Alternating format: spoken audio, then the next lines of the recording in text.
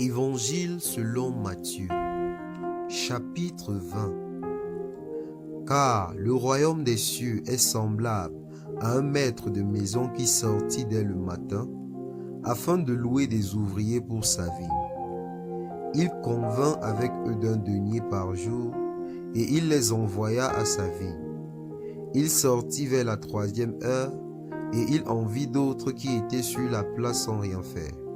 Il leur dit: allez aussi à ma vigne et je vous donnerai ce qui sera raisonnable. Et ils y allèrent. Il sortit de nouveau vers la 6e heure et vers la 9e, et il fit de même. Étant sorti vers la 11e heure, il en trouva d'autres qui étaient sur la place, et leur dit: pourquoi vous tenez-vous ici toute la journée sans rien faire? Il lui répondit: c'est que personne ne nous a loués. Allez aussi à ma vigne, leur dit-il. Quand le soir fut venu, le maître de la vigne dit à son intendant: appelle les ouvriers et paie-leur le salaire en allant des derniers aux premiers.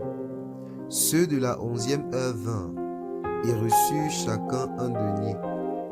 Les premiers vinrent ensuite, croyant recevoir davantage, mais ils reçurent aussi chacun un denier.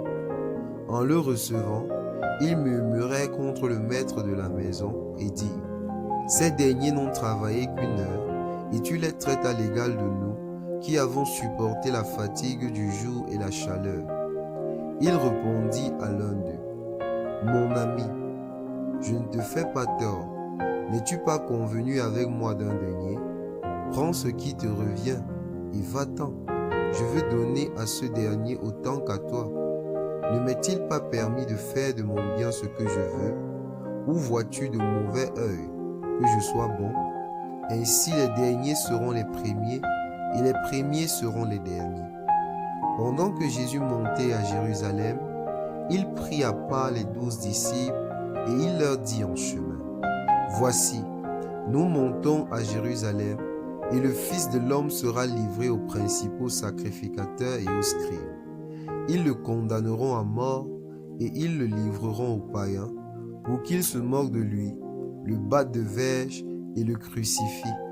Et le 3e jour, il ressuscitera. Alors la mère des fils de Zébédée s'approcha de Jésus avec ses fils et se prosterna pour lui faire une demande. Il lui dit: que veux-tu? Ordonne, lui dit-elle, que mes 2 fils, que voici, sois assis dans ton royaume, l'un à ta droite et l'autre à ta gauche. Jésus répondit: vous ne savez pas ce que vous demandez. Pouvez-vous boire la coupe que je dois boire? Nous le pouvons, dirent-ils. Il leur répondit: il est vrai que vous boirez ma coupe, mais pour ce qui est d'être assis à ma droite et à ma gauche, cela ne dépend pas de moi et ne sera donné qu'à ceux à qui mon Père l'a réservé. Les 10, ayant entendu cela, furent indignés contre les 2 frères. Jésus les appela et dit: vous savez que les chefs des nations les tyrannisent et que les grands les asservissent. Il n'en sera pas de même au milieu de vous. Mais quiconque veut être grand parmi vous, qu'il soit votre serviteur. Quiconque veut être le premier parmi vous, qu'il soit votre esclave. C'est ainsi que le Fils de l'homme est venu, non pour être servi, mais pour servir et donner sa vie comme la rançon de plusieurs. Lorsqu'il sortit de Jéricho, une grande foule suivit Jésus.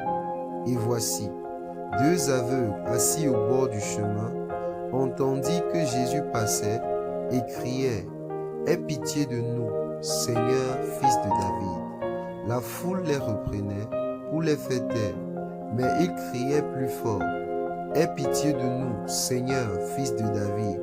Jésus s'arrêta, les appela et leur dit: que voulez-vous que je fasse? Ils lui dirent: Seigneur, que nos yeux s'ouvrent.